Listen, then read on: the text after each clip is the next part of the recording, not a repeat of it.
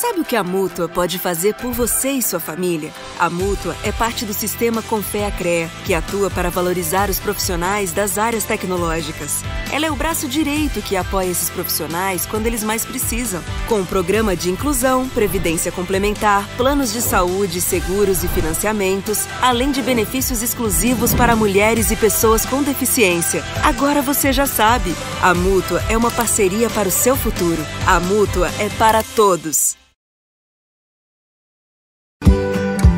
Reciclar seu lixo constrói um novo futuro. Reforçar modelos de mobilidade constrói um novo futuro. Fazer da tecnologia ferramenta constrói um novo futuro. Se capacitar para o novo constrói o seu futuro. 80ª Semana Oficial de Engenharia e Agronomia, projetando caminhos para o futuro do Brasil. Nós somos apaixonados por inovação. A inovação genuinamente brasileira, que nasce em universidades, centros de pesquisa, startups e em empresas de qualquer porte. Temos as melhores condições de financiamento para apoiar o desenvolvimento de uma nova indústria. O futuro do Brasil é agora e nós estamos prontos. FINEP, uma empresa pública do Ministério da Ciência, Tecnologia e Inovação. Governo Federal, União e Reconstrução.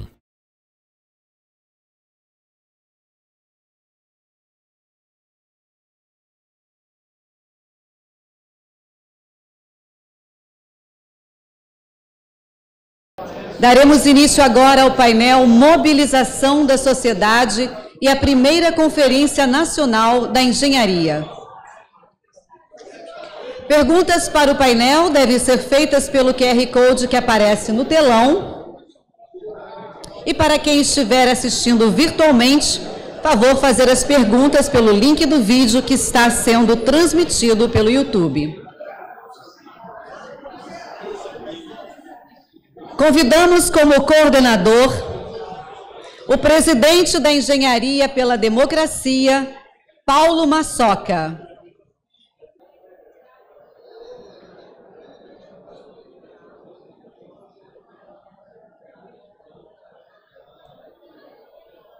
Como relator, o representante do Sindicato dos Engenheiros no Estado do Rio de Janeiro, Henrique Ludovici.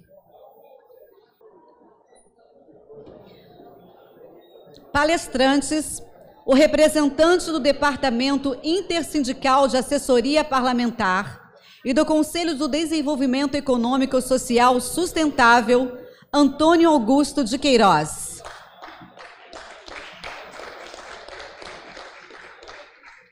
O professor emérito da Pontifícia Universidade Católica do Rio de Janeiro, Fernando Rizzo.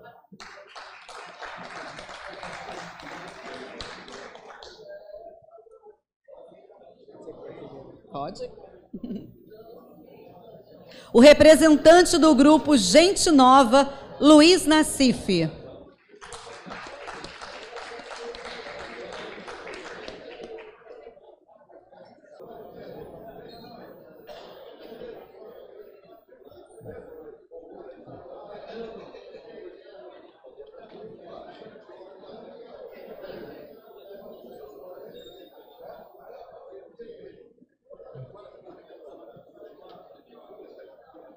Com a palavra, o coordenador Paulo Massoca.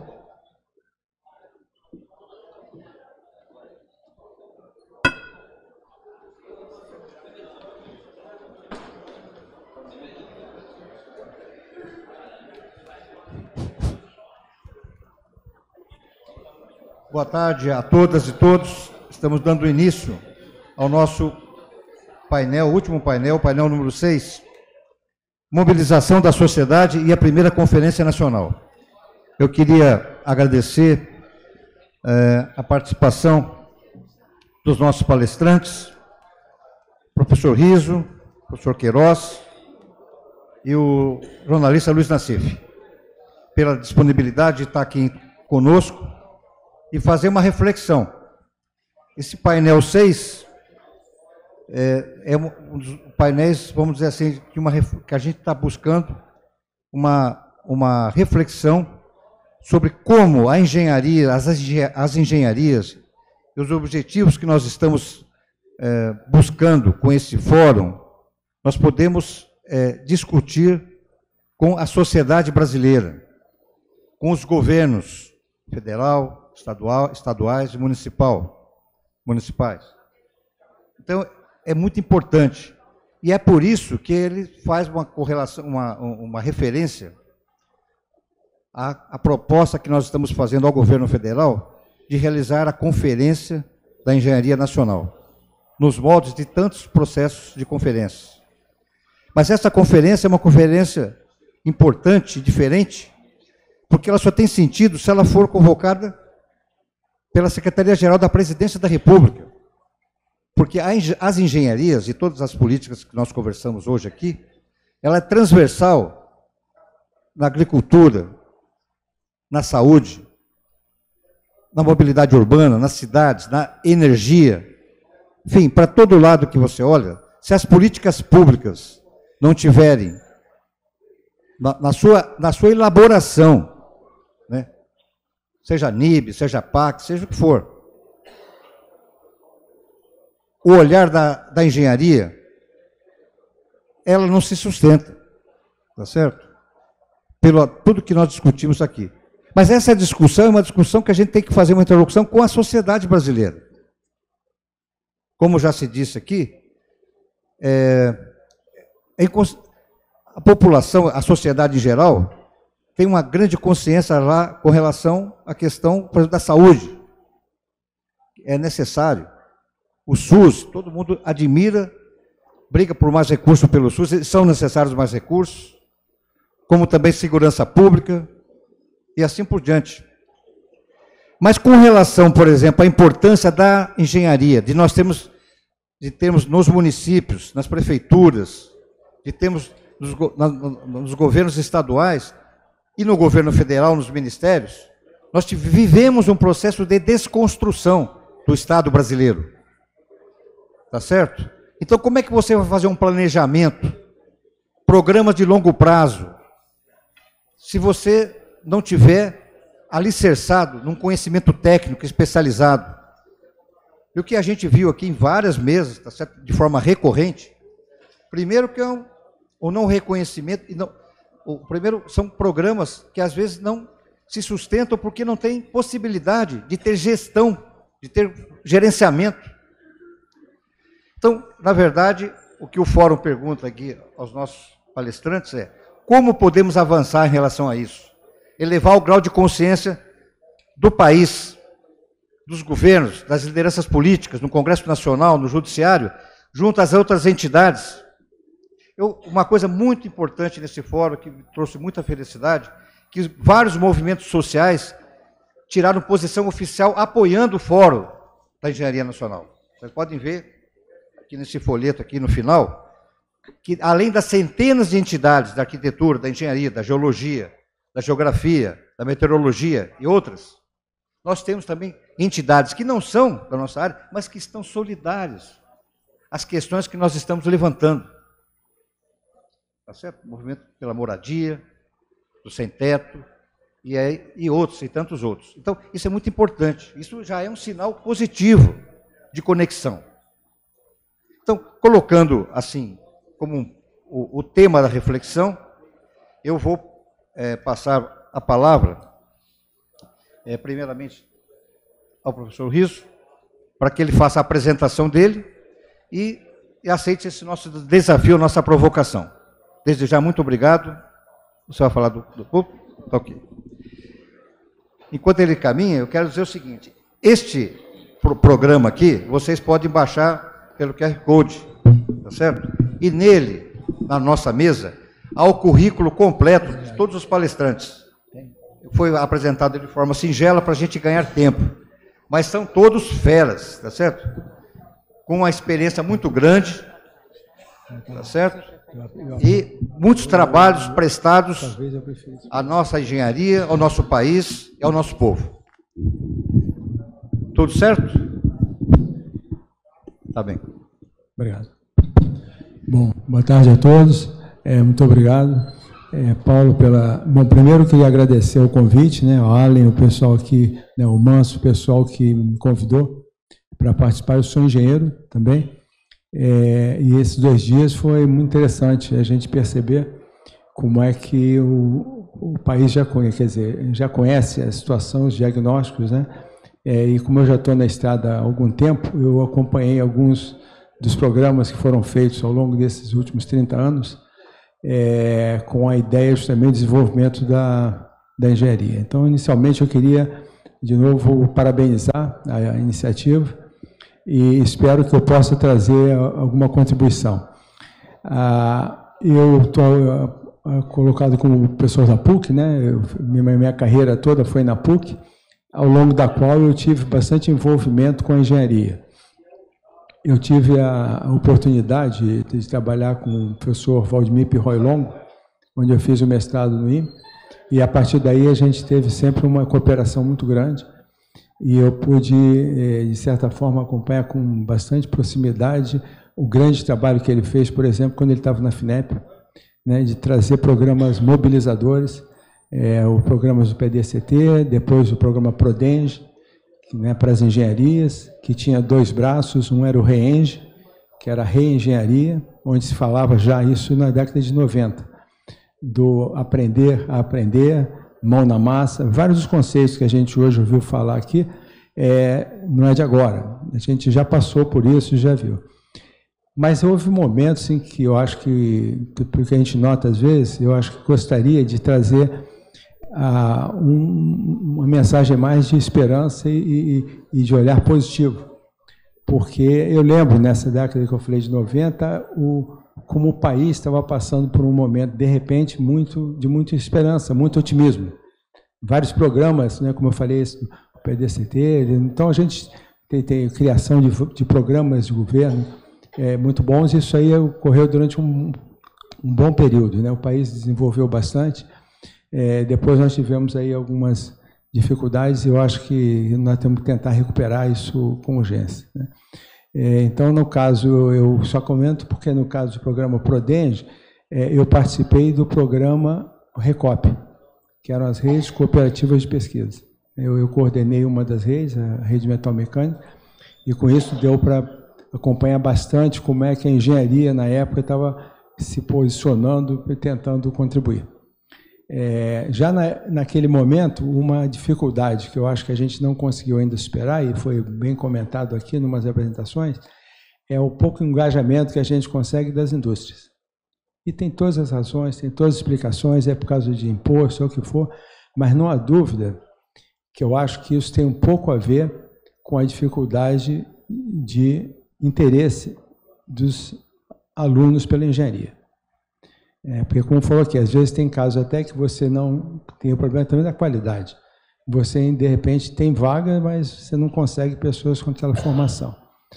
Mas a gente sabe que quando, eventualmente, o mercado de trabalho é propício, as áreas realmente explodem, né? A gente viu isso com a engenharia industrial, quando apareceu, engenheiro de produção, e ele, de certa forma, fez o que hoje foi comentado, de como o setor privado, principalmente o setor financeiro, foi crescendo em relação ao número de engenheiros que eram contratados.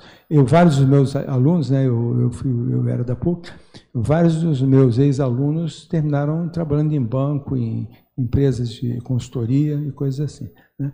Depois ainda já teve essa dificuldade aí com as empreiteiras, então teve uma série de eventos muito tristes, né? Mas que eu acho que a gente tem que procurar superar. Eu queria, então, comentar o seguinte, no momento eu estou no CGE, que é o Centro de Gestão e Estudos Estratégicos, e como eu não sabia até que ponto todos aqui conhecem, eu vou fazer uma apresentação muito rápida, não vai tomar muito tempo, do que é o CGE, tá certo? Ele foi criado em 2001, como eu falei, naqueles momentos em que o país estava com bastante ideia, estavam sendo criados fundos setoriais, e percebeu-se que era necessário, porque começava a ter um financiamento de grande escala, de que você precisaria ter algum tipo de agência ou de instituto que ajudasse a formular o futuro, formular políticas públicas, e foi essa a ideia. Então, o CGE nasceu na segunda Conferência Nacional de Ciência e Tecnologia. A primeira tinha ocorrido em 85, quando foi criado o Ministério de Ciência e Tecnologia. Daí passaram-se 16 anos, então em 2001 é criado, existe a conferência, uma conferência muito grande, e no dia final teve uma assembleia e foi criado então o Centro de Gestão de Estudos Estratégicos, com essa ideia de trabalhar vinculado ao Ministério e ajudando a formulação de políticas públicas. Depois teve a terceira conferência em 2005, depois a quarta em 2010, e a ideia seria que a cada 4, 5 anos teria uma, e depois teve um hiato muito grande, e a quinta só foi ocorrer ano passado, 14 anos depois. Até na conferência foi bom porque a gente fez o que aconteceu no país ao longo desses 14 anos. Né? E foi até quando eu conheci aqui o pessoal, né, o Manso, o pessoal, a gente fez reuniões lá em Brasília durante a conferência, e eu vou mostrar para vocês, que eu acho que aí fica bem dentro do tema, como se mobilizou a sociedade. Né? Então, acho que os números que eu vou trazer, vocês vão ver como é que foi interessante. Mas vou falar um pouquinho sobre o CGE. Ele, basicamente, como eu falei, é uma entidade civil sem fins lucrativos, nós somos qualificados como organização social, né? Então ela é qualificada para... A organização social é vinculada à União através sempre de um ministério, no nosso caso é o Ministério de Ciência, Tecnologia e Inovação, e temos uma interveniência também do MEC, por causa dos estudos que a gente faz com relação à formação de pessoal. Então, na realidade, a gente faz, como eu falei, o escritório fica em Brasília, temos da ordem de 102, 103 pessoas, 170 delas analistas e técnicos. Nós temos uma grande riqueza que é o nosso Conselho de Administração. Então, você tem a presença das principais, vamos dizer assim, agências, institutos, né? Você tem o pessoal por exemplo, o CONSEC, que é Conselho de Secretários de Ciência e Tecnologia, o CONFAP, das FAPs, a BIPT, Academia Brasileira de Ciência, SBPC, CNPq, BNDES, CAPES. Vocês podem ver, praticamente todos os organismos importantes fazem parte do nosso conselho. E hoje teve reunião, inclusive, de manhã, por isso eu não pude vir, que era a reunião do nosso Conselho de Administração. Então, o papel dele, como eu falei, é criar evidências para decisões estratégicas, articulação do sistema e uma parte de um centro de inteligência para facilitar a tomada de decisão. Eu não vou entrar em muitos detalhes, mas isso aí, eventualmente, fica disponível aí para vocês. Nós temos blocos de competência, né? Uma parte que fica com a parte de metodologia, nós desenvolvemos série de metodologias para os estudos que fazemos, uma parte mais sistêmica, que é que acompanha como é que é o capital humano do país, a parte de ideias políticas, a base de conhecimento, ciência e tecnologia, e temos um mais temático, que aí você vai para sustentabilidade, transição energética, mudanças climáticas, transformação digital, tecnologias críticas e emergentes, e por aí vai. Então, no caso, eu só vou mostrar rapidamente, né? Cada um desses blocos deu origem a atividades mais perenes. Então, a gente tem observatórios. Então, temos um observatório para de recursos humanos, que acompanha, por exemplo, a formação de mestres, doutores, engenheiros e bacharéis, ensino técnico, o que for, né? Temos, por exemplo, um na área de observatório de tecnologias espaciais, que já está agora se mudando mais para tecnologias críticas, né? Questões como, por exemplo, cerceamento tecnológico, uma série de questões que bastante interesse. Temos um de cidades sustentáveis, foi criado agora um de transformação digital. Tem o Observatório de Ciência, Tecnologia e Inovação, que vê qual é o panorama da ciência e tecnologia no Brasil e no mundo. Em qualquer momento a gente consegue saber onde estão as competências em determinada área. Tem o de recursos humanos, que eu já falei, e por aí vai. Então, agora vamos então para o tema. Quer dizer, eu vou comentar sobre a conferência, a quinta conferência, que ocorreu no final de julho e início de agosto do ano passado. Essa quinta conferência, ela teve realmente números impressionantes, né? E é onde eu acho que vale a pena, no caso da engenharia, tentar ver o que a gente pode trabalhar para ter um grau de sucesso como esse. Eu tinha participado da quarta, em 2010. Então, também foi uma grande conferência, tinha mais de 4 mil pessoas presentes. Na época não tinha internet com essa facilidade que a gente tem agora, ainda que tivesse acesso a algumas das sessões plenárias, né? Nós tivemos 6 reuniões, na parte preparatória, nós tivemos 6 reuniões temáticas, que eram inclusive organizadas pelas agências, a CAPES organizou uma, o CNPq, BNDES, FINEP, né? Sobre temas de interesse delas. E os estados, cada estado, alguns deles, cerca de 20 estados, realizaram conferências preparatórias. E houve também as conferências regionais. Cada região fazia, isso é tudo pré-conferência, trazendo ideias, arregimentando quais são os pontos a serem discutidos. Então, houve a conferência e dela saiu 2 documentos bastante interessantes. Um deles só com recomendações. Quais foram as recomendações que vieram da conferência? E o famoso livro azul, que foi um livro que fez, no caso, uma visão bastante profunda em relação a áreas que o Brasil devia eventualmente projetar. Então, falava sobre a qualidade de ensino, e ensino de qualidade em todos os níveis, a questão da descentralização, o Brasil tem uma desigualdade regional muito grande, vários dos pontos, né? Os vários temas estratégicos estavam já cobertos ali. Infelizmente, poucas dessas sugestões foram cumpridas, quer dizer, não houve uma grande atenção para ela.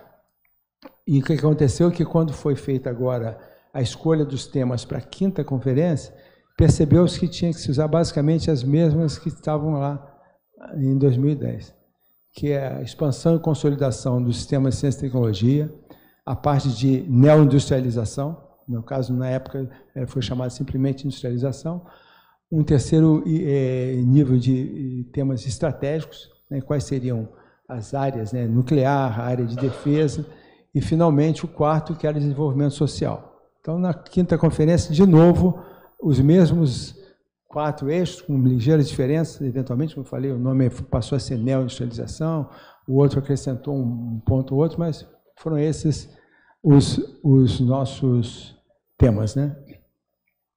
Então, eu acho que dá para o pessoal ver, e realmente é interessante, que dessa vez nós resolvemos introduzir, além das regiões temáticas estaduais e regionais, as conferências livres. E foi uma coisa impressionante. Vocês terem isso tudo é pré-conferência, tá? Nós tivemos 158 conferências livres. E a conferência livre é o seguinte: quer dizer, qualquer instituição propunha um tema, organizava, e simplesmente o que a gente fazia para ter material, porque a gente estava querendo esse material para os temas da conferência, né? Então, a gente dava uma espécie de um formulário que, ao final, o responsável pela conferência livre tinha que preencher, trazendo quais são as suas contribuições para a conferência, né? Então, vocês podem ver que nós tivemos, até eu tinha esquecido de falar, nós tivemos na 4ª 6 conferências municipais. Alguns municípios resolveram fazer, né? Por exemplo, o município do Rio de Janeiro, alguns maiores, São Paulo, né? Mas dessa vez foram 22 só municipais. Nós tivemos, todos os estados fizeram, todos eles, mais de uma conferência, pré-conferência. Os temáticos foram, nesse caso, 37, só a FINEP, né? O Fernando Peregrino, por exemplo, ele organizou uma série de seminários temáticos, inclusive 2 livros, né, que a gente vai mostrar, e, de certa forma, a gente percebia um engajamento, uma preocupação, uma participação muito intensa das pessoas nisso tudo. E, finalmente, as regionais, né? Então, na realidade, como eu falei, nós tivemos um total de 220 eventos preparatórios, e se vocês forem ver o número de pessoas, de participantes, passa de 100 mil. Porque nós tivemos da ordem, por exemplo, só municipais, entre o pessoal que assistia ou pelo online ou participante, 16 mil, os estaduais 55 mil, os temáticos 9 mil, a parte livre 29 mil e as regionais 2.070. Se você somar isso aí, dá mais de 100 mil pessoas, quer dizer, assistindo. É claro que o nível, pode ser que a pessoa simplesmente olhou, ficou 5 minutos e saiu, mas de qualquer maneira o registro é significativo, né? E já durante a conferência, lá na 5ª, vocês reparem bem, nós tivemos 5.300 pessoas presenciais, 4.000 que se inscreveram, acompanharam online, que dessa vez toda a conferência foi disponibilizada online. As pessoas de onde estivessem podiam, inclusive, fazer pergunta, né? Era um processo muito interessante. E YouTube a gente teve 21.000 participações, né? Então, na realidade, a gente chegou ao número de 30.000, então eu acho que isso que eu falei. E aqui nesse mapa vocês podem perceber que ele foi bastante representativo, né? Então, esse é o... Bom, essas são as publicações, né, que eu falei com vocês. Aquelas duas aqui à esquerda foram da FINEP, né? Essa que eu comentei, do Celso Panceiro e o Fernando Peregrino. E então, depois nós tivemos 3 e-books, quer dizer, a gente produziu, e também foi uma coisa interessante, que a gente utilizou a inteligência artificial, porque a quantidade de informação era tamanha que a gente, com a empresa lá do Recife, lá TDS, lá, a gente fazia um apanhado e tinha uma curadoria, porque, obviamente, a inteligência artificial ela vai e produz. O que acontece? É que quando você pega toda a informação, ele mistura alguém que lhe pediu a palavra para falar alguma coisa que não tinha nada a ver, ou para mostrar que ele é muito entendido no assunto. A gente conhece como é que é o assunto. Então, o que acontece é que, na realidade, você precisa de ter uma certa curadoria. Mas eu diria que é fantástico, porque, em muitos casos, eu participei de algumas das sessões, quando eu fui ver o que a IA trouxe de nada, muito bom. Os principais pontos estavam ali colocados. Então, eu falei, chegou. A inteligência artificial está direto, né? Então, hoje a gente tem essa ajuda e, obviamente, é uma preocupação também. Então, nós temos aqui 3 e-books sobre o que houve nas regionais temáticas, o que houve nas regiões, nas livres, e também aquelas que tiveram eventos com participação social. Bom, então veio a conferência, como eu falei, foi um grande evento, sem problemas, eu diria que foi até surpreendente, a gente estava esperando que alguma coisa não desse certo, e na realidade tivemos 3 dias lá, absolutamente sem nenhuma incidência, nenhuma incorrência. E daí, então, nós produzimos primeiro o livro Lilás, que é um apanhado de tudo que aconteceu. E nós criamos um acervo, isso que eu gostaria de trazer para vocês, que eu diria, impressionante. Se você quiser saber sobre... eu soube que teve alguém que fez uma palestra e falou sobre isso. Você entra lá no acervo, isso está disponível. E você dá a palavra, você assiste a pessoa falando.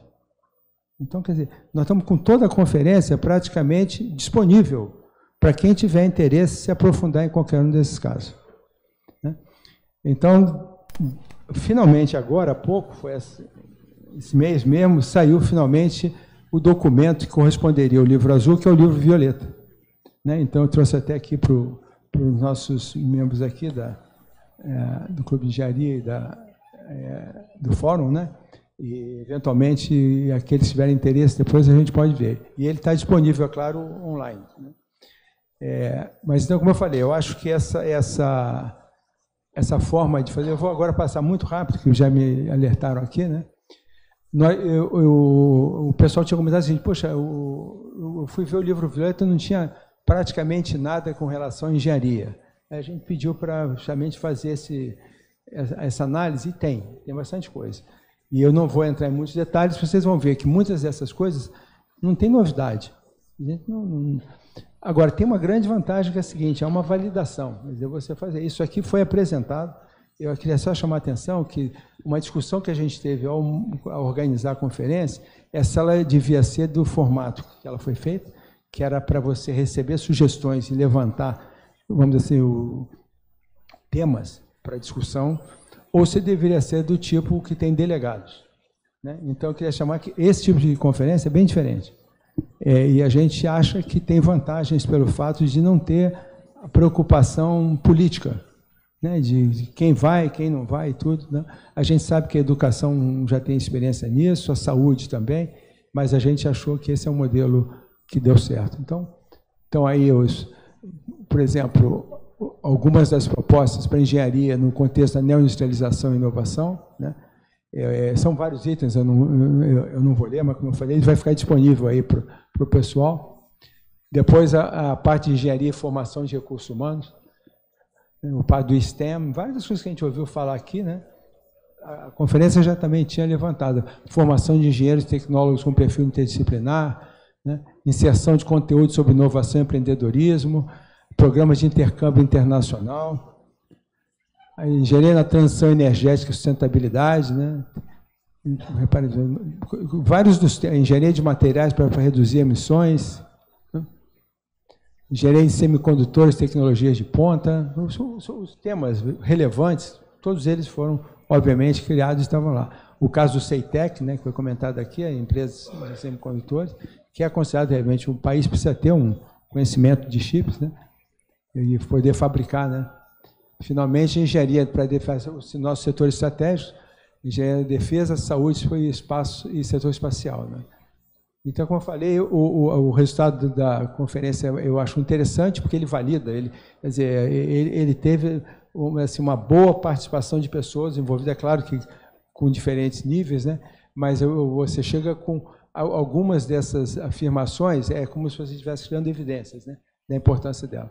Então, finalmente, as recomendações gerais, fortalecimento como vetor central de inovação e reindustrialização, fomenta a formação interdisciplinar e ampliação dos investimentos em infraestrutura científica e tecnológica, essencialmente engenharia aplicada.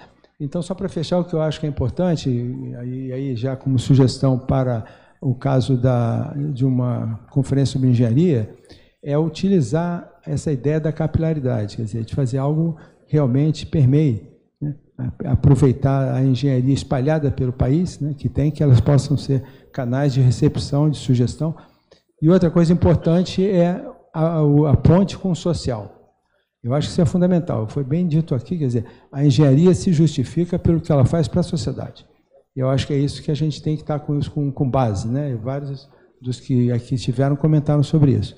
E eu acho que isso é algo que falta, porque volta e meia, eu na universidade estou acostumado a isso, a gente fica falando para os convertidos. Eu acho que esse é um problema, quer dizer, e que a conferência, no caso, ajudou, é de ter um ambiente muito plural. Você tinha todas as questões que vocês imaginarem, vocês vão ver que elas foram discutidas. Tá bom? Então, eu fico por aqui. Então, agradeço mais uma vez aí o convite.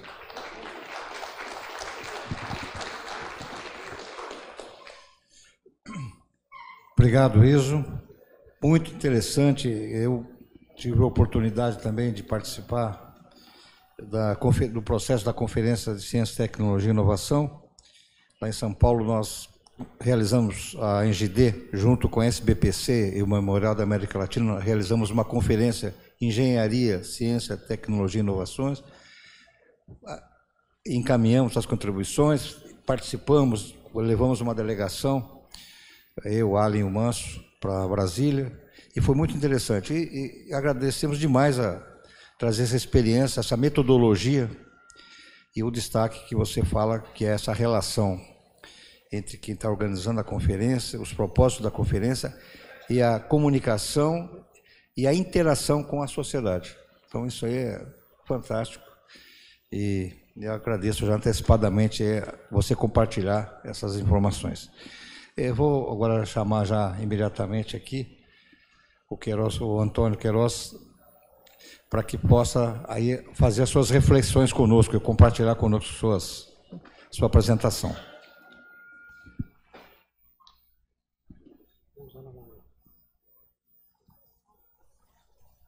Eu posso.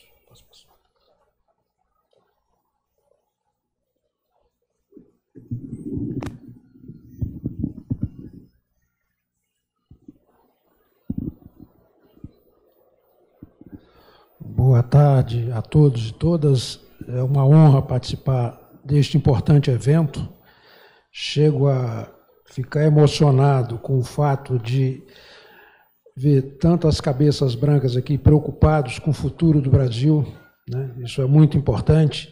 As novas gerações estão preocupadas com TikTok, com rede social, e um grupo de brasileiros nacionalistas pessoas com visão de inclusão social, preocupadas em resolver o problema do Brasil e melhorar a qualidade de vida. Então, realmente é uma oportunidade muito, muito importante.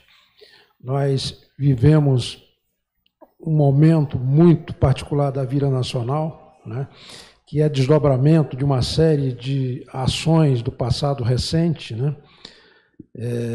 Foi mencionado aqui hoje o fato de que a Lava Jato teve um efeito devastador sobre a indústria brasileira, de construção civil em particular, sobre a própria Petrobras, né?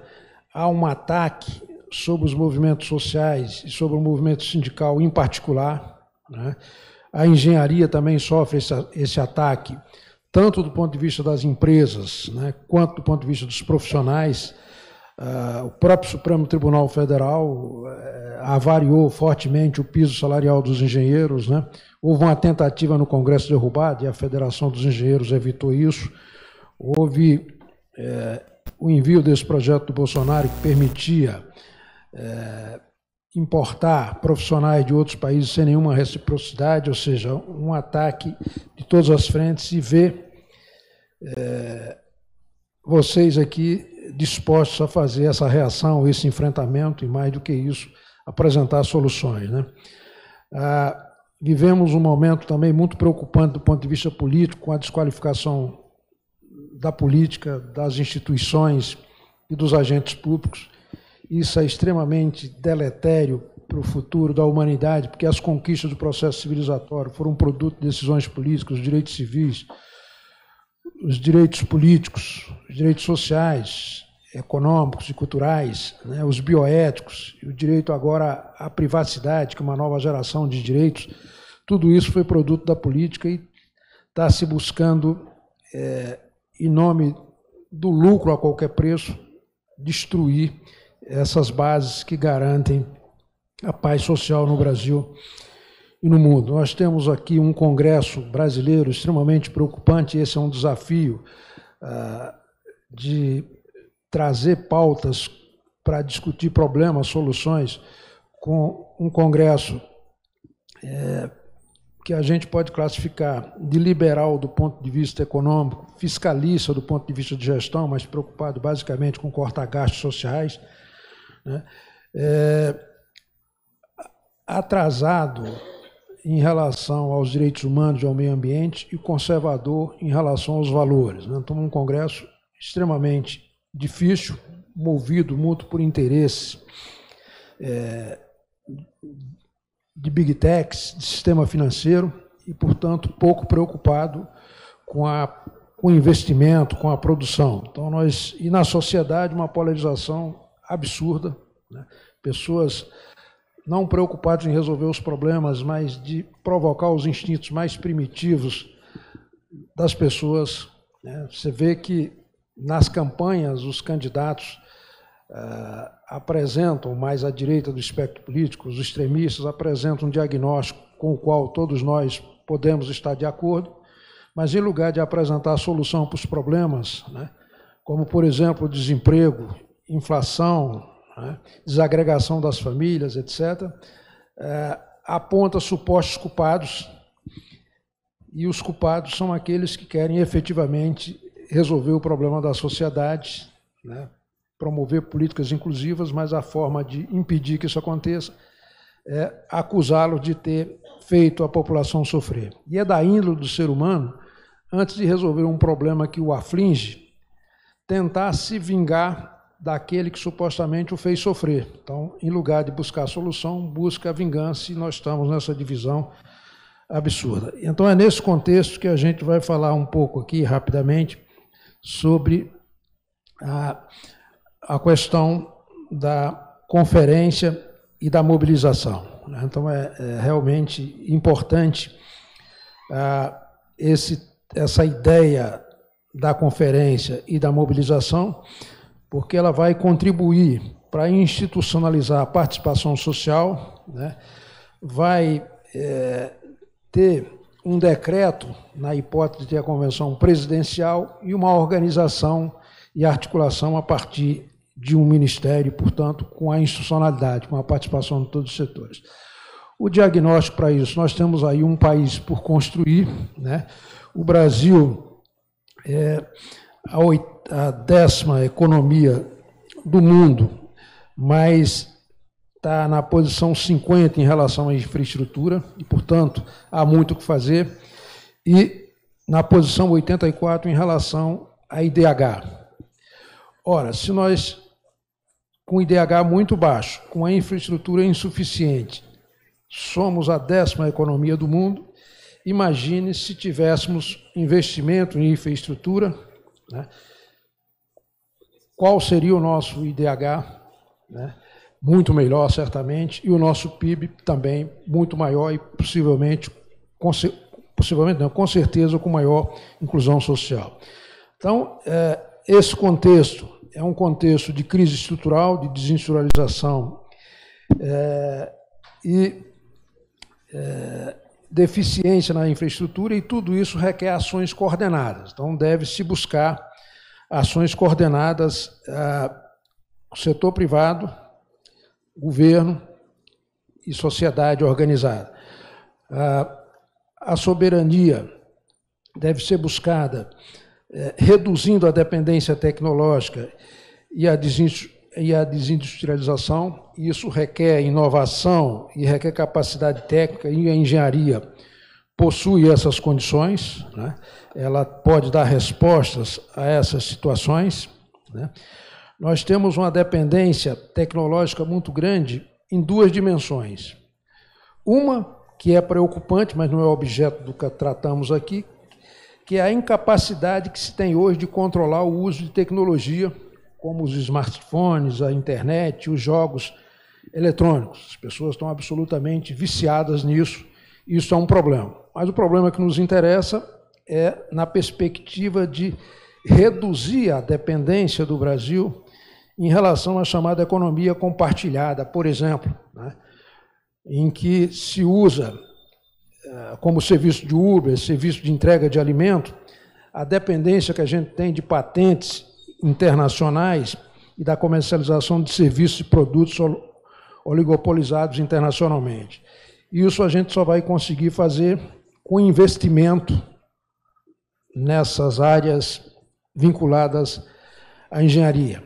Nós temos no Brasil uma situação em que poucos países do mundo têm, que é a abundância de recursos naturais. Nós temos aí na área de agricultura e na área de mineração, uma condição excepcional em relação aos demais países. E, lamentavelmente, exportamos esses produtos sem maiores beneficiamentos.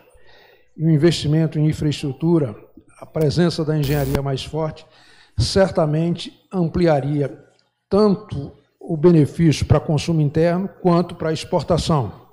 O exemplo aqui do representante da Embrapa, mostrando que a inovação na área de tecnologia, na área de agricultura, por exemplo, economizou milhões de hectares de terra, milhões de hectares de terra, né, aumentando a produtividade sem precisar desmatar, sem precisar ampliar a ocupação desses territórios. De modo que as condições estão dadas e isso não é possível sem participação popular.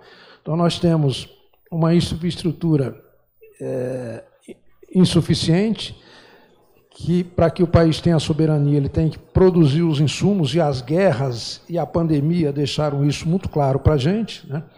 E então nós precisamos reunir e coordenadamente essas ações. E a forma de fazê-lo é através da participação popular e através do sistema de conferências. Tem um decreto do governo de 2003, que trata, o decreto 11.407, que trata do sistema de participação social, que fica a cargo da Secretaria-Geral da Presidência da República. E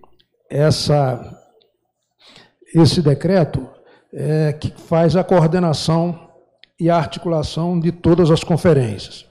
O desafio principal que a gente encontra nas conferências hoje é o desafio, primeiro, de financiamento, que as conferências custam caro, e o segundo, de engajamento.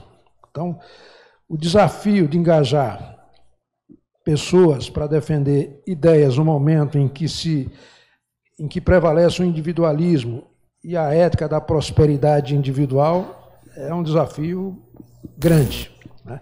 Porque se hoje você perguntar ao cidadão, qualquer cidadão, o individualismo que se acentuou nos últimos anos, se a vida dele melhorou nos últimos tempos, ele vai dizer que sim. Agora, quando você pergunta a quem ele atribui essa melhoria, ele atribui a ele em primeiro lugar e a Deus em segundo. É como eu outro dia estava assistindo uma exposição de um executivo de uma instituição, e ele dizendo que uma das metas dele naquela instituição era reduzir a participação do crime organizado na exploração de minerais, ou seja, reduzir o garimpo ilegal. Disse que após 3 anos de gestão dele, ele conseguiu reduzir de 76% para 16% esse crime na Amazônia em particular. E eu fiquei pensando ali, se o governo, porque foi nos últimos 3 anos, nos últimos 2 anos, se o governo Lula foi um mero detalhe, né, que mudou a política completamente em relação a isso. Então, as pessoas não reconhecem, né, esse trabalho, esse empenho. Nós temos aqui, portanto, uma oportunidade de viabilizar esta conferência nesse governo, porque ele tem vocação e prioriza a participação social. E se a gente verificar do ponto de vista das conferências, a primeira conferência no Brasil foi sem participação de povo, foi em 41, Getúlio convocou em 40 para tratar de assistência social e de saúde. E se a gente verificar, mais de 100 conferências foram realizadas durante o governo do PT, 2013 a 2016. De modo que esse governo tem priorizado isso, e a ideia de aproveitar esse momento para se fazer essa conferência é este agora, ou seja, o momento é agora. Nós temos aqui, vai ficar disponível aí todas as conferências realizadas e as que estão previstas para este ano. Aqui nós temos, no caso global e engenharia, uma série de desafios, e o que é interessante para a gente levar em consideração é o fato de que, dos 5 maiores desafios globais da humanidade atualmente, o primeiro dele é o extremismo político. Esse a engenharia não tem influência sobre ele, mas todos os demais, mudanças climáticas, desigualdades econômicas e sociais, disrupção tecnológica, né, e crise sanitária, a engenharia tem uma enorme contribuição a dar. Então, um setor transversal que tem uma contribuição enorme, devemos aproveitar esse momento do atual governo, que tem esse tipo de visão, para fincar o bambu do lado grosso, ou seja, fazer políticas públicas que sobrevivam, políticas de Estado que sobrevivam a governos. E, de preferência, sempre que se faz uma política pública, o ideal é que ela seja uma política que inclua o que a gente chama Sistema Nacional de Política, que envolve os 3 níveis, União, Estados e município. Quando a política é apenas federal, o governo seguinte vai lá e destrói. Por que que a política de recursos hídricos não foi destruída? Por que que a política da assistência social não foi destruída? Por que que o SUS não foi destruído? Porque o sistema da educação não foi destruído? Porque ele perpassa por esses 3 níveis. Você tem resistências numa das esferas do governo, e se teve a participação popular da própria sociedade, que se mobiliza para impedir que aquilo que ela ajudou a construir seja desconstruído. Desafios na engenharia no Brasil. Nós temos aí o problema da desindustrialização, né, que requer investimentos, especialmente em estradas, ferrovias, aeroportos, portos, né, porque esses investimentos impulsionam o crescimento do PIB, a produtividade, a geração de emprego, a redução de custos, ou seja, melhoria de qualidade de vida. Imagine se a gente tivesse uma logística boa para baratear os custos do agronegócio, por exemplo, né? Você poderia ter produtos muito mais baratos do ponto de vista interno e ser mais competitivo do ponto de vista externo, né? Nós temos aqui um segundo desafio, que é a infraestrutura deficiente, né? Há muito atraso, muita dificuldade. A questão da formação profissional, que foi em exaustão examinada aqui. A baixa valorização da profissão, da profissão de engenheiro, também aqui claramente diagnosticada e que foi exaustivamente debatida. Então, nós temos uma redução significativa do número de engenheiros, quer dizer, não há um investimento nesse segmento, e isso é preocupante, porque uma série de outros países estão à frente, China, Índia, né, Coreia, que estavam muito atrás da gente, muito pouco tempo atrás. Eu dou aqui um exemplo importante, que é a questão da informática. O Brasil teve uma lei de informática que podia ter dado certo, mas infelizmente não deu, né? Em que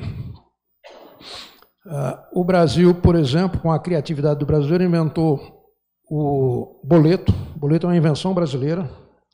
Primeira moeda virtual do mundo, que é o URV, uma invenção brasileira. O Pix é uma invenção brasileira. E, no entanto, nós não tivemos destaque ou relevância no hardware nem do software. Hoje, quem desenvolve os programas de comunicação nos diversos sistemas do mundo são basicamente os indianos. Uma sociedade de casta que não sabe, não conhece as expressões com licença, por favor, me desculpe, né?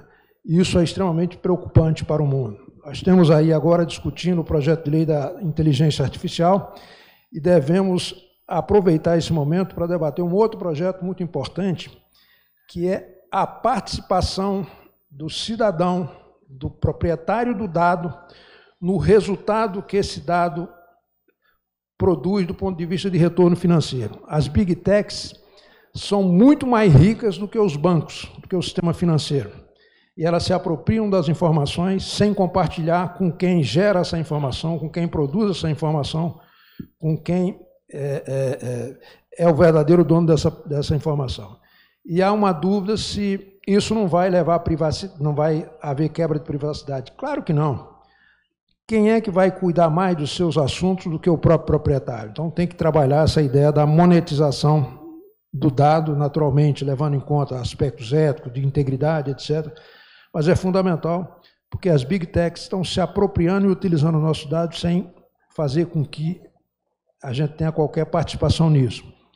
E se fizermos essa revolução, o brasileiro que hoje é endividado, o próximo que nascer já nasce com uma poupança de dados, com dinheiro a receber, porque cada movimento que ele fizer vai gerar dado e vai gerar retorno. Aqui,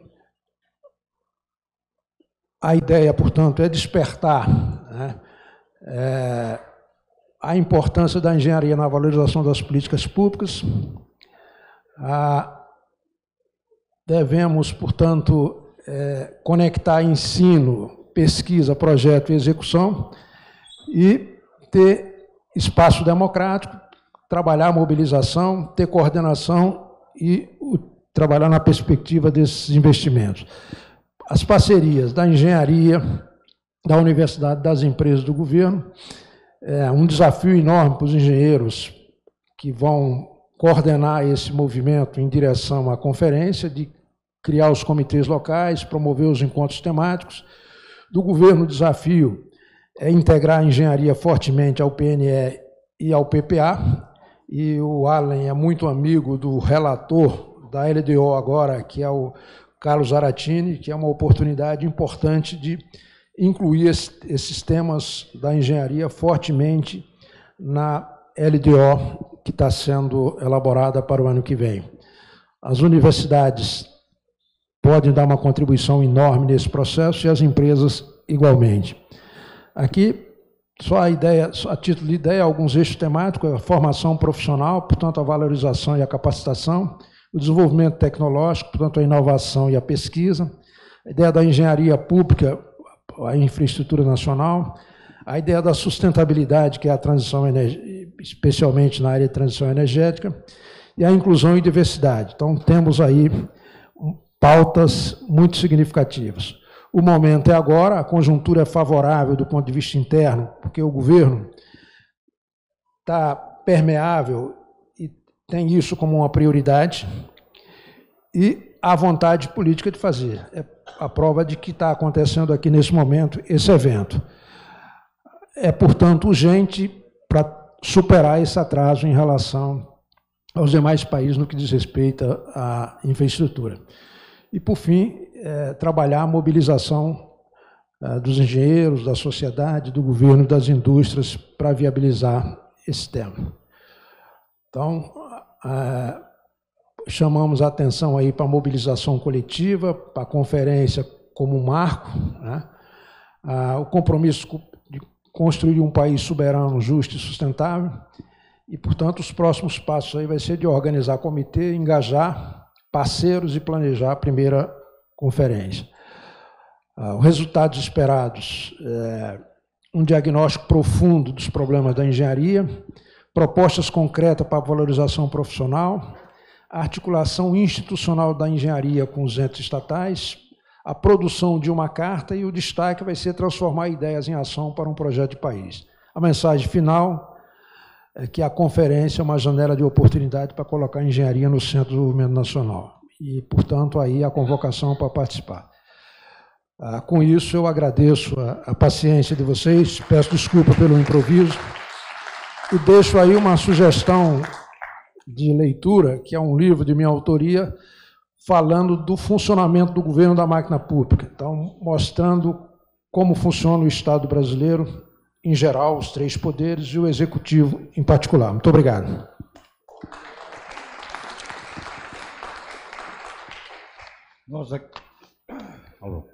Nós que agradecemos, Queiroz, sua disponibilidade e compartilhar essas reflexões. E é muito importante esse olhar que você nos traz, particularmente seu comentário que muitas políticas públicas, quando ela é bem enraizada na compreensão da sociedade, mesmo quando há governos, vamos dizer assim, queiram desmontar essas políticas, como tem no SUS, como tem há uma resistência. Então, muitas das coisas assim que estão ligadas às nossas áreas, é preciso que elas sejam bastante alicerçadas, uma compreensão da sociedade, que essa é vital, que não vão abrir mão. Quando eu falo sociedade, eu digo assim, as empresas, os profissionais, a população em geral, enfim, é preciso que aquilo que nós temos discutido esses dias e que nós queremos levar para esse processo da conferência, o objetivo é que isso crie raízes na sociedade. E essa compreensão é uma coisa assim que a sociedade brasileira não pode abrir mão disso e não vai admitir que se desmonte isso, como aconteceu recentemente em várias questões. Em relação, por exemplo, às nossas estatais, a venda da Eletrobras, em questões estratégicas como a energia, a Petrobras, que aí também tivemos aqui as contribuições do nosso estimado e querido Estrela, denunciando a situação. Então, são coisas graves que acontecem e que vai acontecendo, ninguém fala nada, tá certo? Há uma omissão, talvez porque todos se sentem pequenos e fragmentados, e é verdade. E esse processo do fórum, na verdade, é uma rearticulação. É a construção da unidade, como disse o Francis na nossa abertura. Para quê? Para que a gente seja protagonista, que a nossa voz seja ouvida, e que a gente, portanto, não se omita diante de situações. Como recentemente, por exemplo, até mesmo essa questão do curso à distância, e que a questão da engenharia foi considerada como uma profissão que pode ser, vamos dizer assim, formada à distância, né? Então, assim, e ninguém fala nada. Nós falaremos. Eu acho que nós temos que ter uma moção aqui no encerramento, tá certo? Especificamente concentrado sobre isso. Outros temas também, mas isso aí sabe? Porque já é um ponto, fala assim, olha, aconteceu ontem e já estamos nos manifestando. Então isso é muito importante. Dentro dessa proposta nossa, que não é um seminário que estamos fazendo, nós estamos fazendo a construção de um processo permanente de discussão, de articulação, que vamos detalhar para frente. E aí, nós temos essa consciência, né, colegas, de que a comunicação, nós somos ruins de comunicação, né? Então, temos aqui um que se esforça demais e é um campeão. O canal Arte Agora, o programa Engenharia e Desenvolvimento, nosso companheiro. Tá certo? Alexandre Santos, do Recife. Temos aí também a imprensa que trabalha, que está abrindo espaço para que a gente se coloque. Um vai nos falar daqui a pouco. O Luiz Nassif, tem o Tutameia, tem o ICL e tantos outros. Mas eu digo assim, entre as questões que a gente define, que a gente precisa comunicar, a gente precisa melhorar muito. Nós teremos aqui já no encerramento, na nossa plenária de encerramento, apresentação pelo Girão, de um primeiro desenho de um portal do Fórum da Engenharia Nacional, para que ele possa ser ali um canal de divulgação, primeiramente, de compartilhamento de informações, inclusive daquilo que nós discutimos aqui dentro do processo do Fórum, mas também de expressão para a sociedade daquilo que nós estamos pensando, daquilo que nós estamos propondo. Né? Mas já estou falando demais. Passo a palavra ao Nassif, agradeço a sua contribuição e, por favor, nos dê aí algumas pistas de como é que a gente pode melhorar nossa capacidade de comunicação dos nossos propósitos, que são, entendemos, comprometidos com o nosso país, com a nossa soberania e com o nosso povo. Bom, Luiz Nassif. Obrigado, gente. Agradeço muito pelo convite aqui, pela oportunidade de receber tanta informação relevante. Eu sou pai de uma engenheira. Minha filha, com 10, 15 anos de idade, decidiu que ia ser engenheira. A gente achava que ela ia para humanas, que ela já era uma devoradora de livros. O sonho dela foi ir para a Poli, foi para a Poli.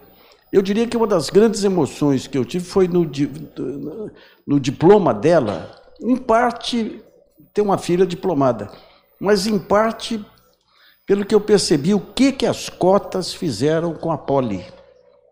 Aquela Poli que estava lá na formatura, não tinha nada a ver com aquela Poli lá de trás, que era heráldica, cheia de... Era o primeiro grupo de cotistas que se formava. E todos os discursos aí de paraninfos, de oradores lá, falavam na solidariedade, na importância da escola pública.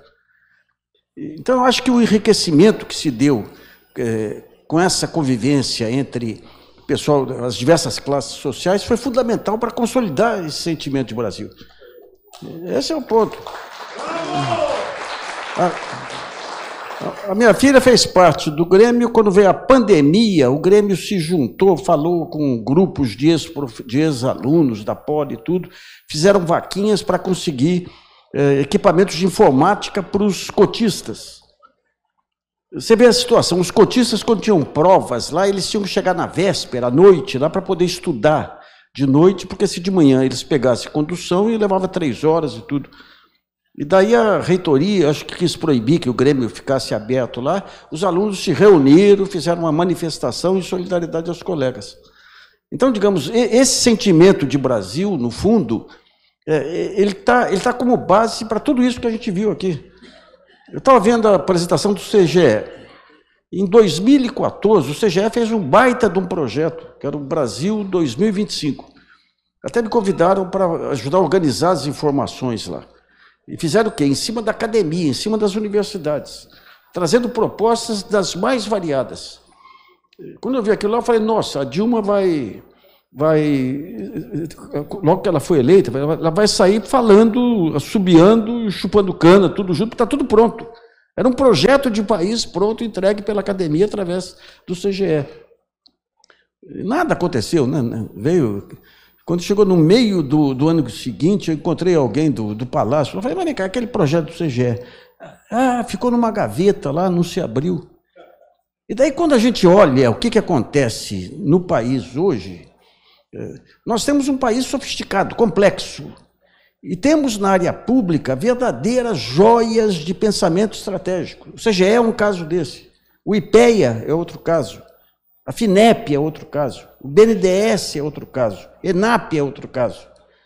Ou seja, o grande desafio de um país é como que você junta todos esses atores de um país complexo, que é o Brasil, apesar de todo o retrocesso que teve na industrialização, e passa a atuar de uma forma sistêmica. Muitos exemplos que foram apresentados aqui esse conceito, o Toninho aí, a apresentação que ele fez aí também, esses conceitos da visão sistêmica aí é central. Eu lembro, comecinho do governo Lula, eu fiz uma série na Folha, tentando mostrar o que seria um projeto de país, pegando todos os pontos dinâmicos que eu via, não como acadêmico, mas na minha tarefa de jornalista lá. Então eu falo, poxa, pequena e microempresa, já tinha o sistema Sebrae desde lá de trás, aí atuando de uma forma fantástica. Num certo momento, com os programas de qualidade, você tinha grandes empresas que se juntavam para levar princípios de qualidade para os seus fornecedores. Você tinha, por outro lado, aí, você tinha, por exemplo, a questão da inovação. Eu lembro uma vez na Unicamp, aliás, em cima de umas conversas com o Yoshiaki Nakano. O Nakano falava, pô, você tem aquelas grandes mudanças tecnológicas, mas você tem os ganhos incrementais. As pequenas empresas no Brasil é um universo tão grande que pequenos ganhos incrementais permitem grandes ganhos de eficiência. E eu lembro quando a universidade começou a se juntar também para tentar melhorar a situação de pequenas empresas. Mas sempre o problema da informação defeituosa, que não chegava em todos. O IPT tinha um sistema chamado SOS-IPT. O que era o SOS? Eu entrevistei o fulano lá. Era uma ambulância lá, que uma pequena empresa fala, tem um problema aqui, uma pequena empresa metalúrgica, eu tenho um problema aqui e tal. Daí a ambulância ia lá e resolvia o problema. Daí eu perguntei para o sujeito entrevistando, mas vem cá, esses problemas em geral são comuns às empresas do mesmo setor? São comuns. E o que você faz com cada empresa? Não, a gente resolve o problema da empresa e volta para casa. Então, no fundo, é um problema de articulação e um problema de falta dessa visão sistêmica do país. Quando eu fiz essa série lá atrás, falando dela, até o Carlos Lessa depois publicou no portal aí do BNDES, mostrando todos os setores relevantes do país e como que poderia... Eu fui procurado por economistas da Embaixada da China, querendo saber onde que estava acontecendo aquilo. Eu falei, não está acontecendo aquilo. Eu falei, o país vai dar o salto quando tiver um governante, um presidente, que coloque todos esses setores, um olhando para o outro, para perceber o tamanho do país que nós temos e do potencial que nós temos. Então, o que nós temos hoje, em termos de cobertura, por exemplo, a 5ª Conferência Nacional de Ciência, Tecnologia e Inovação. Eu participei como assistente, obviamente, da 4ª e da 5ª. Um espetáculo fantástico, fantástico, não só de informação, mas de interação. Qual a cobertura da imprensa? Nenhuma. E daí nós temos um outro problema. Quando vem a cobertura, são informações picadas. Essa visão de conjunto e de sistema, que é fundamental para você ver o futuro do país, o futuro do projeto, o futuro do programa, não aparece. Não aparece. Então, o caminho, o que é? E, por outro lado, você tem a imprensa corporativa, que está ligada aí muito nessa caça-likes. E você pega também a imprensa alternativa também, cada qual falando para a sua bolha. E a bolha quer luta, quer guerra, a guerra ideológica, quer xingar mais o outro lado aí. Então fica um espaço muito espremido para discussão de problemas centrais aí, fundamentais de crescimento do país. Você tem um grande desafio pela frente. Você pega, por exemplo, quando se fala no mal-estar do país, mal-estar não, é por causa da inflação. A inflação de alimentos causa mal-estar. Todo mundo achando que causa mal-estar. Daí eu falo, gente, eu lembro quando eu tinha meus 10 anos, aí 9 anos, aquele negócio que você rezava, né? Com Deus me deito, com Deus me levanto, com a graça de Deus, do Divino Espírito Santo. Eu agradecia a Deus, falei, puxa, além de me dar uma família ótima, que me colocou no melhor país do mundo. Esse melhor país do mundo tinha uma inflação elevada, tinha uma imprensa que diariamente acusava o presidente de corrupção, tinha contas públicas em pandareco, tinha dívida externa, e, no entanto, se criou uma percepção de futuro. Foi o Brasil do Juscelino. Aquela ideia do plano de metas, o Brasil, 50 anos em 5, e tudo pegou. Eu escrevi a biografia do Walter Moreira Salles. Ele era muito crítico do Juscelino, inclusive porque ele teve que apagar vários incêndios aí das contas externas, mas ele não continha admiração. Ele falava toda empresa pequena, micro, média do país aí tinha o seu plano de metas. O que era o plano de metas? O que eu pretendo ser daqui 5, 10 anos?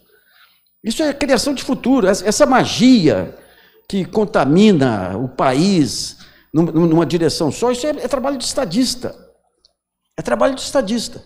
O Lula conseguiu, no primeiro e segundo governo, trazer essa ideia do combate à fome, aí que foi uma baita bandeira também. E conseguiu, no período de 2008 a 2010, quando baixou a crise aí, se transformar no grande estadista aí do período. O que ele fez, porque veio o senhor crise e falou, agora não tem conversa, tem que enfrentar. E ele montou um grupo pequeno aí, apagando incêndio para todo lado, lá saiu consagrado internamente e externamente. Esse pique nós não estamos tendo agora. Nós não estamos tendo agora. Quando a gente fala em plano de metas, por que é importante o plano de metas? O planejamento, o projetamento, como falam os chineses aí. É porque o plano de metas, ele te mostra um desenho lógico e racional, juntando todas as pontas. Então, qualquer obra que apareça, aí você percebe que está fazendo parte de um processo de construção. Aqui foi dito muito bem aí que por que vários setores, inclusive a educação, não foram dizimados aí no governo Bolsonaro, porque tinha organização. Quando veio aí aquele desmonte de Temer e tudo, aí os setores que resistiram foram aqueles que tinham organização. Os estudantes foram para a rua, a saúde foi para a rua, Bolsa Família e outros programas assistenciais relevantes lá desapareceram no primeiro momento, só retornaram depois por questões eleitoreiras aí, né? Então, digamos, essa visão sistêmica aí, ela passa a ser fundamental. E esse conceito de país é que junta todas essas pontas aí numa direção única. Então você percebe que é possível um país que não combata a miséria, que não tenha inclusão. Você imagina o seguinte, o que é um país? É a soma do potencial dos seus habitantes. Se eu tenho milhões de crianças abandonadas sem escola, além da dissolução da sociedade, eu estou desperdiçando energia.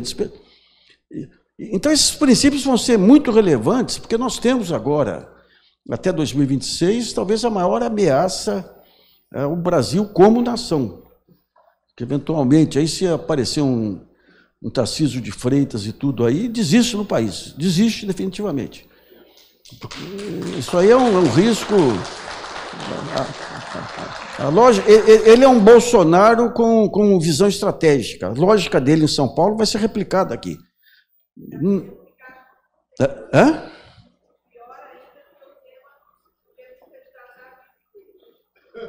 O tema?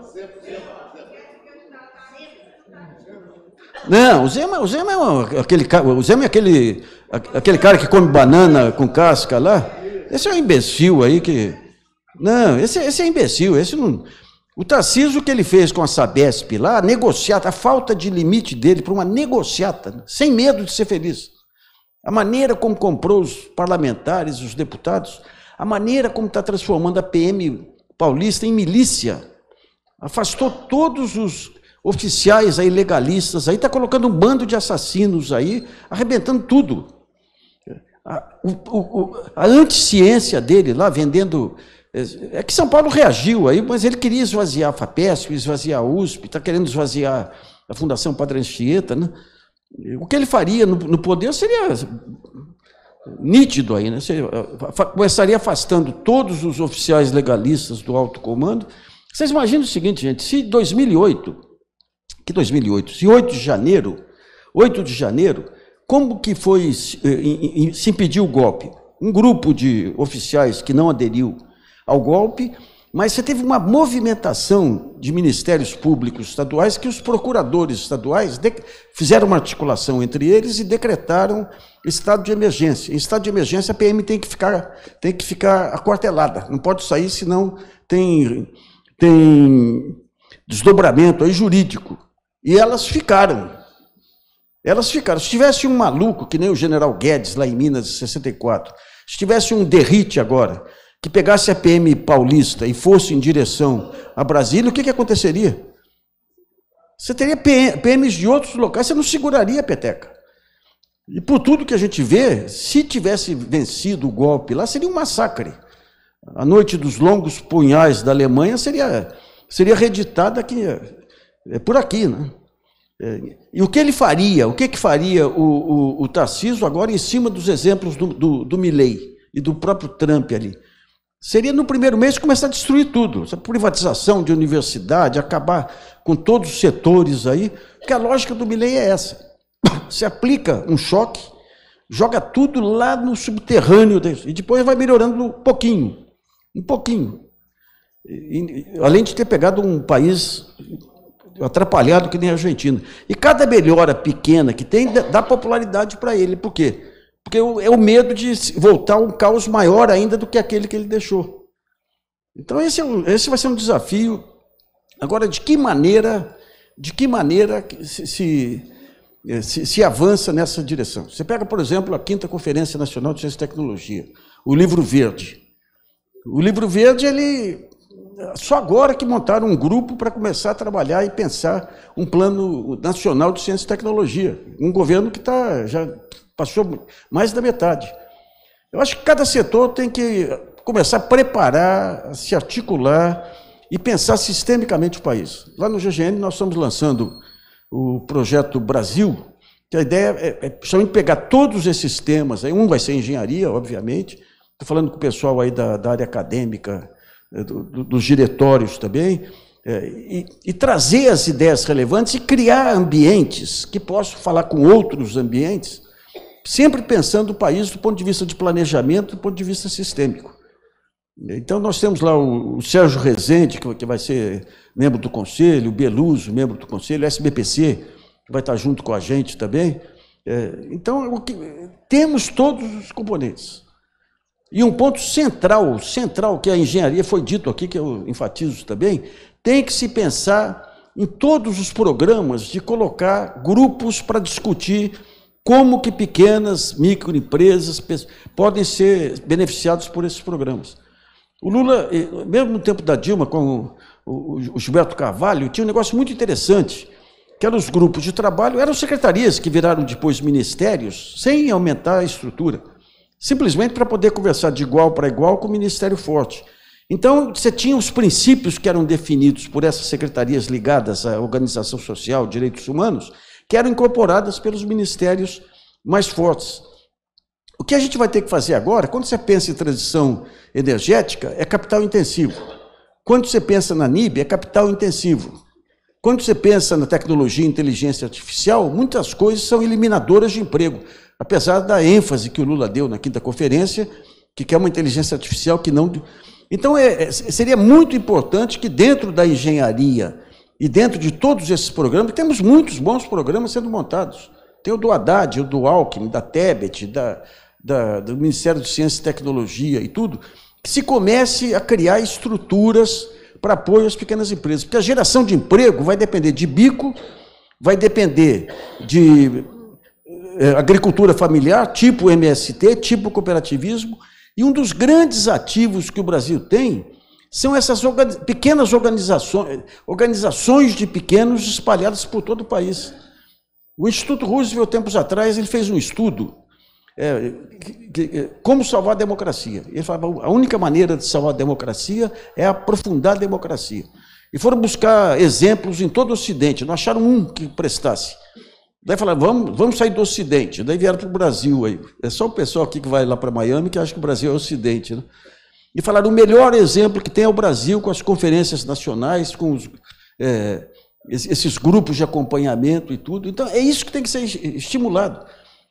Eu acho que a grande organização política que vai ajudar a juntar o Brasil lá na frente virá dessa estrutura dos pequenos.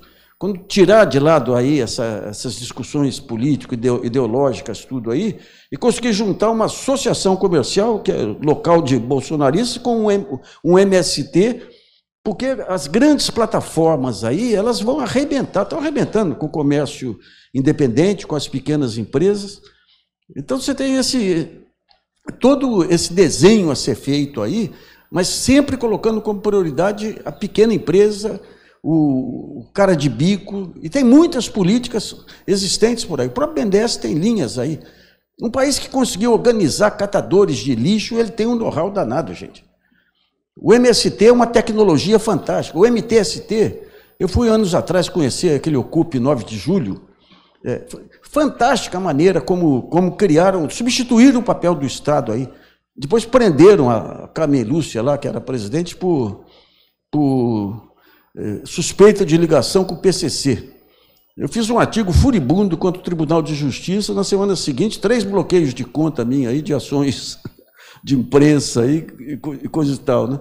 Então, essa riqueza que é a capacidade que teve o Brasil de se estruturar na base, tem que fazer parte, e o aproveitamento dos grupos de inteligência que temos espalhados aí em todos os locais.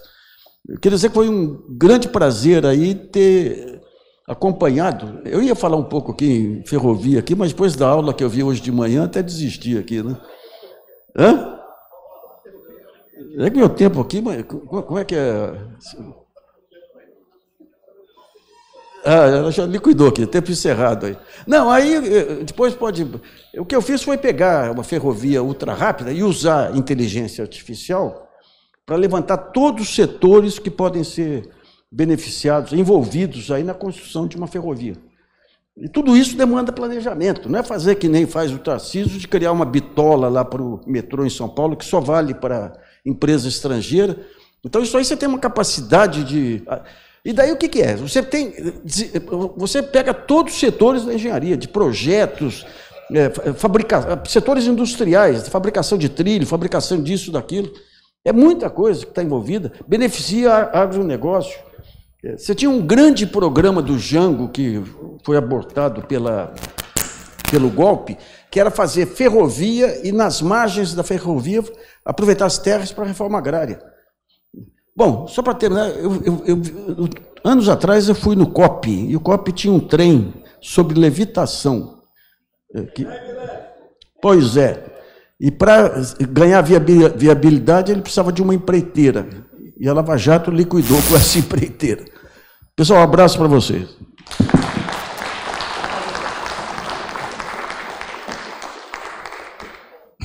Obrigado, Nassif. Eu acho que uma coisa que você destacou bastante, assim, sem planejamento, não se faz nada. Sem uma política pública de longo prazo, que você sinalize para a sociedade, para os empreendedores, para as empresas, para os investidores privados, sem política de juros adequados, tá certo? Sem o rentismo, porque se ninguém não vão para frente. Então, essas questões são importantes, são fundamentais. Eu acho que isso aí, nesse processo que foi apresentado na conferência, eu acho que é um formato muito bom, porque ele mobiliza tudo isso e traz à tona todas as dificuldades e todas as potencialidades. Eu acho que é importantíssimo, a engenharia está puxando isso, porque sem ela é a alma desse processo. Quando eu falo engenharia, você sabe disso, nós sabemos disso, toda a capacidade de transformar a ciência em inovação para solucionar os problemas que nós temos, que a humanidade, que o nosso país, que o nosso povo tem.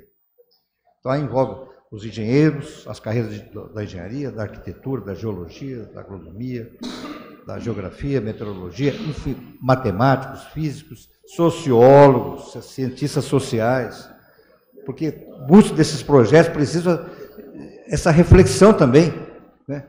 Não é porque a engenharia é só como uma disciplina dura, não, ela é feita para resolver os problemas do povo, da população e do país. Nós estamos, assim, muito adiantados na hora, eventuais perguntas que chegarem, nós vamos fazer a mesma coisa que as outras mesas, tá certo? Depois aí a gente vai pedir apoio aos palestrantes e depois a gente vai disponibilizar isso no site, ok? Então eu faria uma rodada aí de 3 a 4 minutos para que vocês façam as considerações finais. E, novamente, agradeço aí. E depois dessas considerações finais, vou passar a palavra ao nosso companheiro Henrique Ludovic, que terá esse desafio de fazer uma síntese. Tá certo? Então, por favor, Fer. Sim. Você quer falar primeiro? Mas se você... Não? Na mesma sequência. Não, bom, como eu falei, eu vim trazer uma experiência, né, de mobilização, e foi interessante. A palestra logo seguinte comentou sobre a importância das conferências nacionais, né, e eu acho que isso é realmente um diferencial. E muito importante também a fala, né, do Nassif, que está acompanhando isso há muitos anos. Então, eu queria de novo agradecer aí a possibilidade aí do CGE contribuir. Esperamos que a gente possa, de alguma forma, fazer parte aí desse esforço que estão fazendo, né? E vamos em frente. Obrigado. Contaremos, sim, com o teu apoio. Vamos na mesma sequência. Vamos contar com o apoio do CGE e a experiência de organização da quinta conferência. Riso.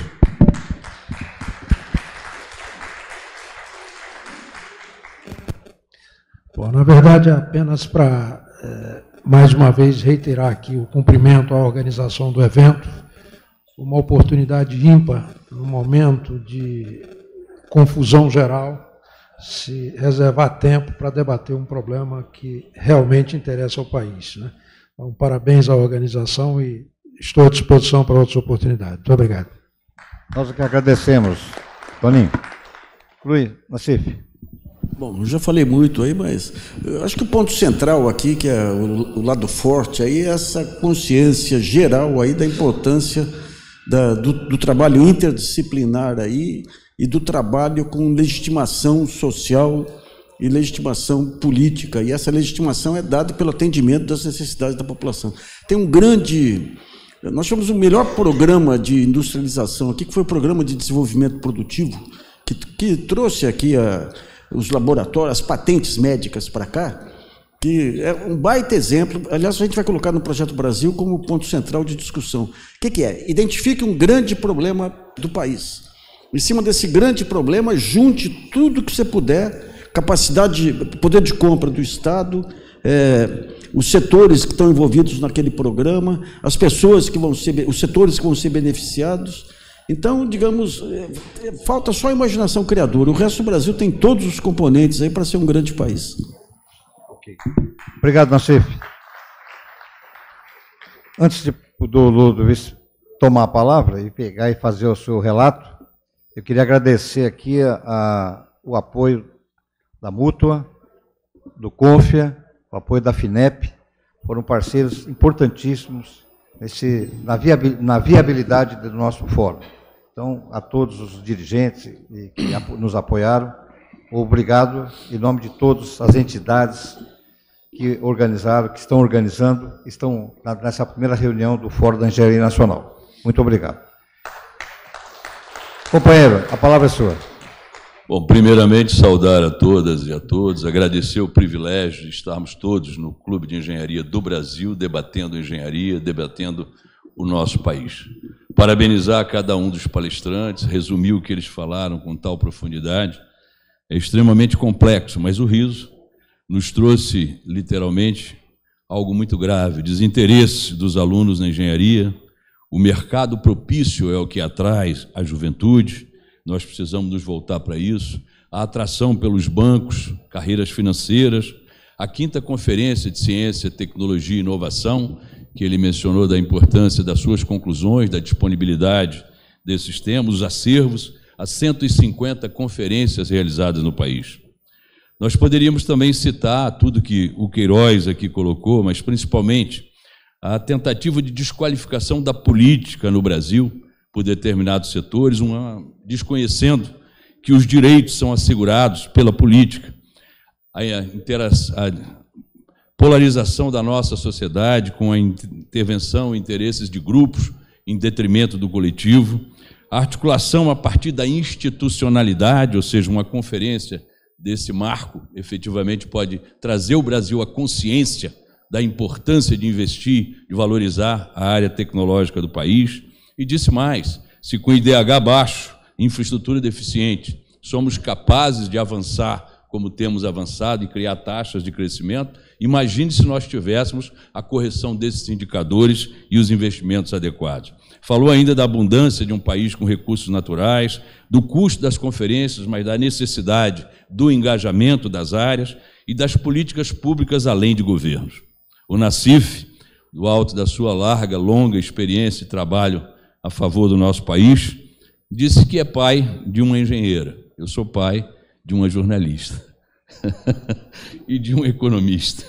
Mas, ao mesmo tempo, ele citou a escola pública, a importância das cotas, e todos nós que tivemos filhos, filhas, que participaram nos últimos tempos das universidades públicas, sabemos o quanto isso foi inovador e, mais que isto, justo para que a sociedade brasileira se represente literalmente como ela é dentro da universidade pública, que é paga com recursos públicos e que deve atender a totalidade do Brasil. Citou a questão das pequenas empresas com seus ganhos incrementais e a soma disso como um grande ganho nacional. Falou das nossas instituições brilhantes como IPEA, FINEP, IBGE, SEBRAE, e eu acrescentaria tantas outras que todos aqui conhecem, como a nossa Petrobras e tantos como foi no passado a nossa Eletrobras. Participou na CIF da 4ª e 5ª Conferência de Ciência, Tecnologia e Inovação e relata da necessidade hoje de ampliarmos o espaço que ele disse está espremido para os grandes debates nacionais. Fala do país maravilhoso da época de Juscelino, com a conquista do Brasil a partir de Brasília, e se hoje nós somos o maior produtor do mundo em diversas outras circunstâncias da agronomia, é porque veio Brasília, e de Brasília surgiu, alavancou Goiás, Tocantins, Mato Grosso do Sul, Rondônia, e agora a Embrapa se coloca também no Piauí, fazendo grande desenvolvimento no campo no Brasil. Falou do plano de metas, citou o 8 de janeiro e os grandes problemas que teríamos tido se não tivesse havido reação de setores organizados da nossa sociedade. Mas eu quero dizer, meu caro Nassif, Queiroz, quero dizer também ao nosso Riso e a todos, que defender engenharia não pode ser visto como uma questão meramente, estritamente corporativa. Tenho dito que a defesa da engenharia é a defesa de um projeto de nação desenvolvido, inclusivo, feliz e soberano. O Brasil e o nosso governo precisa ter a capacidade de entender que a engenharia ela atua em habitação, saneamento, energia, telecomunicações, produção agrícola, planejamento urbano, transporte, petroquímica, mineração, e é a engenharia que faz com que um país, uma nação, seja competitiva nos mercados internacionais. Nós precisamos atender, com certeza, os indicadores de desenvolvimento humano, mas nós precisamos também atrair a juventude para a engenharia. Eu sou de um tempo, e muitos aqui também o são, em que os cérebros e talentos do 2º grau buscavam a engenharia porque as carreiras eram atraentes, eram bem remuneradas e davam perspectivas. Literalmente, o país foi atingido por algumas hecatombes aí ao longo do caminho que tentaram destruir a engenharia brasileira, e a Lava Jato foi uma delas. Mas, nos últimos tempos, assistimos os cérebros e talentos do 2º grau sendo atraídos, primeiro, por uma área mais jurídica. Verifique-se que, por exemplo, no Ministério de Infraestrutura, de Transporte, da Indústria, os maiores salários são aqueles voltados para a área do jurídico. O executivo é o poder da engenharia. Nós vimos os jovens sendo atraídos para carreiras de juízes, desembargadores, ministros, e agora estamos assistindo os jovens sendo atraídos para as carreiras de segurança, querem ser agente da Polícia Civil, delegado, porque começam ganhando salários relativamente altos comparado com as outras profissões que alavancam o desenvolvimento e o progresso de uma nação. É impressionante como o Brasil ainda não entendeu o que fez o Japão, o que fez a Coreia e agora faz a China para alcançar os indicadores que englobam a condição, a capacidade de intervir e atender a sua população, colocando os indicadores necessários para que nós tenhamos um padrão de vida condigno com o próprio século XXI. O Brasil deve isso a todos nós, não à engenharia, deve à sociedade brasileira. Nós tivemos momentos em que tivemos taxas de crescimento expressivas no final do governo do presidente Lula, com 5,7%, 6,4%, 7,5%, e faltou engenheiro no Brasil. Mais recentemente, nós estamos agora atingindo indicadores de crescimento, melhorias de indicadores sociais, graças à engenharia, graças à área tecnológica. E, literalmente, esse país tem capacidade. A Petrobras, sonhada lá atrás por tantos como Monteiro Lobato, e realizada hoje como gente, como estrela aqui presente, é o marco da inteligência nacional. A Eletrobras, que levou energia aos rincões do Brasil, porque quando eu falei de Brasília, e eu fui para Brasília criança, em abril de 62, ali não tinha nem grama. Ninguém queria ir para Brasília. Saímos daqui, da capital, eixo, Rio de Janeiro, para ir para a nova capital. Chamado por Juscelino. E, literalmente, nós vimos o Brasil se desenvolver a partir da interiorização da nossa capital. Sem nenhum demérito, muito pelo contrário, ao que representa o Rio de Janeiro como um farol brasileiro. Mas, ao mesmo tempo, nós precisamos ter a clareza de que o Brasil é um país que fez uma Embraer, uma Petrobras, uma Eletrobras, o país que já mostrou, sabe, quando fez o Proálcool, um país que recentemente, numa pandemia, colocou todos em casa e viabilizou com as suas redes o trabalho remoto. Um país que sempre que desafiou a sua engenharia, ela apresentou soluções, ela apresentou propostas, ela apresentou resultados. E é um país que muitas vezes não investe na engenharia porque é teleguiado por determinados grupos representativos da engenharia internacional no Brasil. Essa é a verdade. A engenharia internacional quer o Brasil. Não é à toa que, recentemente, um projeto de lei tentou fazer com que todos pudessem entrar no Brasil sem qualquer reciprocidade. São pessoas, são pensamentos, são ideias daqueles que não gostam ou não querem que o Brasil avance. Quer entregar o país àqueles a quem eles devem, talvez, subserviência lá fora. Este Brasil que nós aqui acreditamos é o Brasil que a sociedade brasileira deseja. E essa conferência nacional vai chamar a atenção da sociedade nacional, mas também dos estamentos colocados hoje nos partidos políticos, nas organizações sociais, da importância de uma nação com engenharia de ponta, com engenharia avançada, que atraia cérebros, atraia talentos, mas principalmente comprometida com o avanço da sociedade brasileira. Desculpe se me estendi, meu caro, eu fiz um resumo, mas eu queria fazer também esse depoimento. Muito obrigado a vocês. Parabéns, Ludovico, muito obrigado. Falou por todos nós aí. Bem, eu acho que a gente cumpriu a nossa missão. Estou dando por concluído o 6º painel. Aviso aos colegas que permaneçam, que nós vamos dar na sequência a plenária final, onde será apresentado o nosso primeiro desenho do portal do fórum, a proposta de uma carta à nação desta nossa primeira reunião anual e outras moções e manifestações que acharem pertinentes.